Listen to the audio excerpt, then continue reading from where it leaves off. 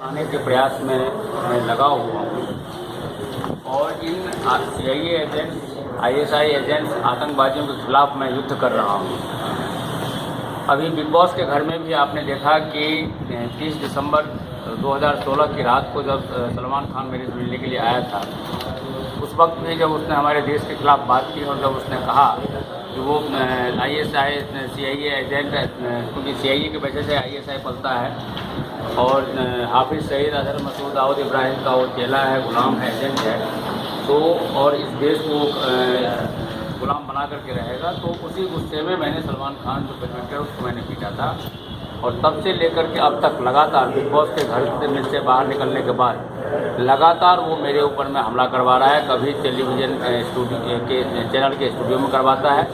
अभी ये जो 19 मई को जो मेरे ऊपर में हमला हुआ है, उस हमले में की तैयारी पिछले 4 महीनों से चल रही थी और लगातार वो मुकेश जैन जी को कांटेक्ट कर रहे थे कि स्वामी ओम जी का अभिनंदन करना है। मैंने इनको, क्योंकि खतरा मैं भांप चुका था, तो मैंने इनको ये कहा हुआ था मैं कभी किसी फंक्शन में नहीं जाऊंगा, वरना मैं जाता भी नहीं था।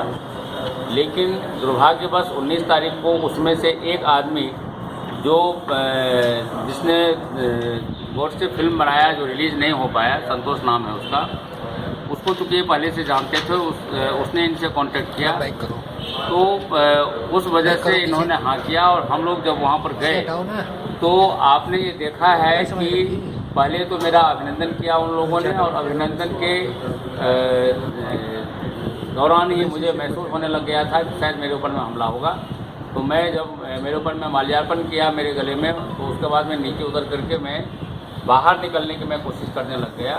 तो उसमें जो ऑर्गेनाइजर्स थे उसमें से एक टेररिस्ट जंप मार करके, स्टेज से जंप मार करके उसने मेरे टेस्टिकल्स पे को हिट किया लात से, गला दबा करके जान से मारने की कोशिश की। मालाओं के नीचे मेरा सोने का चेन और मूंगा की माला मेरी थी वो छीन लिया।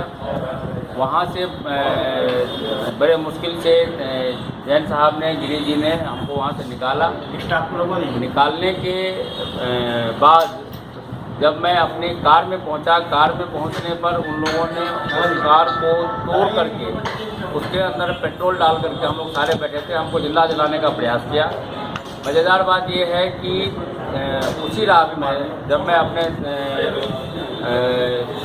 विश्राम स्थल पर आया तो सलमान खान ने नशे में धुत होकर के मुझे ये टेलीफोन करके कहा कि स्वामी, इस बार तो तुम बच गया, लेकिन अगली बार तुम्हें हम जिंदा नहीं छोड़ेंगे और जब तक तेरी हत्या हम नहीं करा देंगे तब तक हम चैन से बैठने वाले नहीं हैं। हमने इन नक्सलवादियों को, इन आतंकवादियों को हमने 1 करोड़ रुपया दिया है, जिसमें से 50 लाख तो ये लोग, इन लोगों ने आपस में बांटा है और 50 लाख रुपये टॉप टू बॉटम पुलिस अधिकारियों को खिलाया गया है। हमारा कुछ तुम नहीं बिगाड़ सकते, ना हमारी गिरफ्तारी हो सकती है, ना हमारे लोगों की गिरफ्तारी हो सकती है। और सचमुच वही हो रहा है, क्योंकि 7:01 पर मैंने PCR कॉल किया, तो उसमें वो PCR कॉल का DD एंट्री हुआ ये 65A उत्तम नगर हम लोग गए। उन्होंने कहा कि हमने उनसे कॉन्टेक्ट किया, उन्होंने कहा कि आप आ जाइए। हम वहाँ गए, उससे पहले उन्होंने कहा कि नहीं, ये हमारा एरिया नहीं पड़ता, तो आप थाना रनौला जाइए। हमने दूसरा कॉल किया 7:07 पे, उसका 35A DD नंबर है।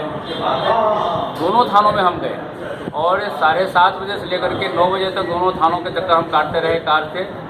रनौला थाना के मेन गेट के ऊपर में वही आतंकवादी लोग मेरे ऊपर में दोबारा हमला करने के लिए तैयार बैठे हुए थे।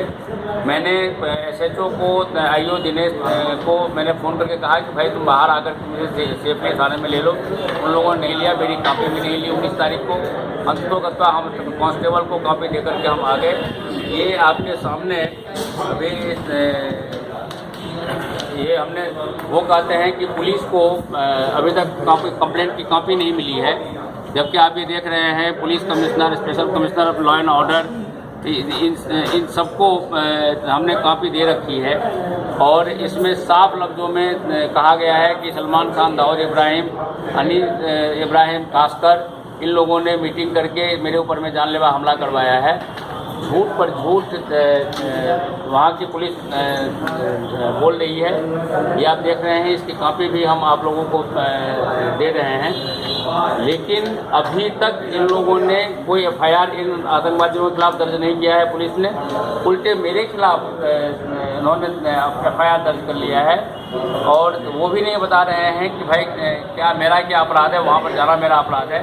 ये जो ऑर्गेनाइज किया गया था विदाउट एनी परमिशन, किसी भी कंसर्न डिपार्टमेंट से परमिशन नहीं लिया गया। अब सवाल ये है कि क्या मैं चूँकि राष्ट्रपति का इलेक्शन जुलाई में लड़ने जा रहा हूँ, तो ये CIA एजेंट नहीं चाहते हैं कि मैं राष्ट्रपति बनूं, उससे पहले मेरी हत्या कराने का प्रयास किया जा रहा है। क्योंकि उनको पता है मैं राष्ट्रपति बन गया तो ये CIA ISIS सब हमेशा के लिए मैं ख़त्म कर दूँगा।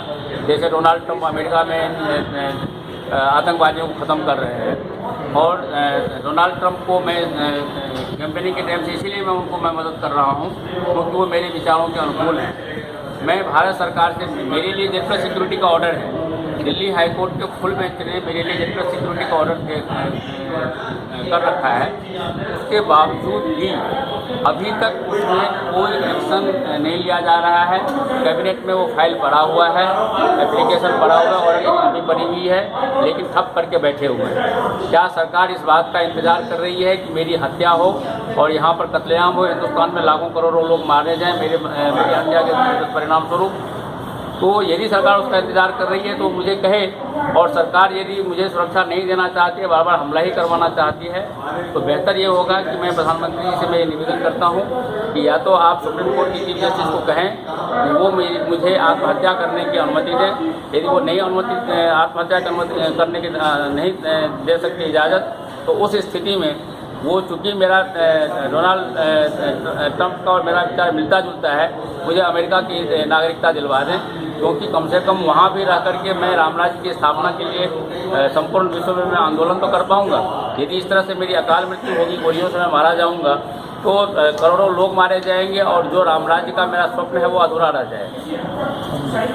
और इसमें मैं सभी जनता से मैं अपने लिए, मेरी सुरक्षा के लिए सरकार को मजबूर करने के लिए और आंदोलन करने के लिए मैं अपील करता हूँ।